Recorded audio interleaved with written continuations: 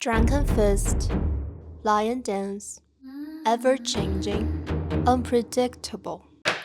Hi, it's Zia. Welcome back to my channel. Today we are looking at another wild comeback clip from Phantom Blade Zero, where Soul borrows Drunken Fist style and somehow turns stumbling into easy win. We've got boss fight that looks like a festive wandered into the wrong alley.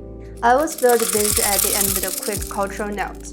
But for now, while we break down the combat, keep your eyes open and see if you can spot the hidden myths before I do. We see Soul grabbing a jar labeled with the Chinese character for wine and chuck it all down with a dick weapon. Radiating a hazy aura of alcohol, his internal energy starts to surge. It's a little bit hilarious that the opponent may look like an owl flying up and down, but it's actually the edge of the lion costume flying with the movement of the performers. Soul finishes his drink, and then politely smashes the jar to pieces. The lion leaps up and slams down on Soul, but fueled by his drunken energy, Soul casually dodges with a backflip and is staggering. See, the lion breathes fire. Fire breathing is actually a classical trick in traditional Chinese opera, but here is a very real, lethal attack. Notice where the lion leaps. The performers inside are wearing metal masks too. Are they being mind-controlled? The moment he delivers a flying kick, you can spot sharp hidden blades on his soles. Gorgeous dance moves can turn into fatal strikes in a split second. Hurls the drunken scholar's sword.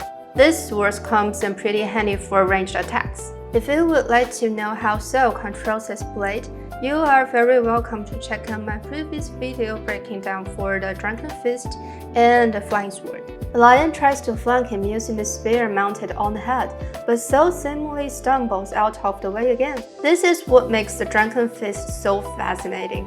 The constant stumbling makes it impossible for the enemy to predict your next position or move. Soul looks so drunk, he can barely control himself. But this absolute unpredictability completely throws off his opponent. By using the scholar's Drunken Fist, Soul creates highly imaginative ways to evade attacks. Well, you see, this sword left by the drunken scholar is long and completely blunt. I bet it hides a heavy story. Because in Chinese wuxia literature, the shape and traits of a weapon are always deeply tied to the soul of its master. Reading a weapon is like reading its owner's story. Today, we met a drunken scholar's blade and a lion dance costume that somehow learned to breathe fire. Very educational, very unsafe. And as promised at the beginning, here's your knowledge tree for today.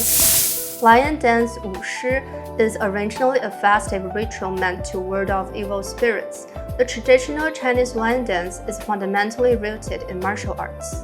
Historically, performers had to be highly trained to maneuver the heavy costume. Because the massive lion had provided a perfect cover, rival schools or assassins would often weaponize the performance to hide blades and settle brutal turf wars. This is exactly why in Phantom Blade Zero, the lion dance prop is also a dangerous weapon. Well, this fight actually opens two bigger doors. First, the lion dance. Why does a symbol of celebration and good luck keep showing up in darker Chinese fantasy games, from Phantom Blade Zero to Black Myth Wukong?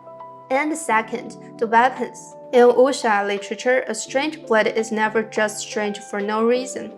Its blade can tell us about the person who once carried it. So for the upcoming videos, we will either chase the lion or start reading the weapons. Tell me which path you want first. If you enjoy this kind of cultural treasure hunt, like, subscribe, and I will see you in the next video.